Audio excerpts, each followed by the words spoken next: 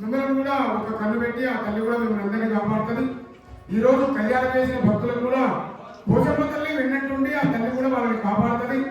వ్యాపారం బిజినెస్ వాళ్ళ అభివృద్ధి దినదిన అభివృద్ధి కూడా ఆ తల్లి చేసేది. కావున అందరూ కూడా మనసారా శిక్ష వంచి ఆ తల్లిని ప్రాధాన్యవందనం చేసి తల్లి పోచమ్మ రక్షించు కాపాడు కరుణించు పోచమ్మని అందరూ కూడా వేడుకొని ఏ దుష్టశక్తులున్నా ఆ తల్లి దూరం చేస్తుంది.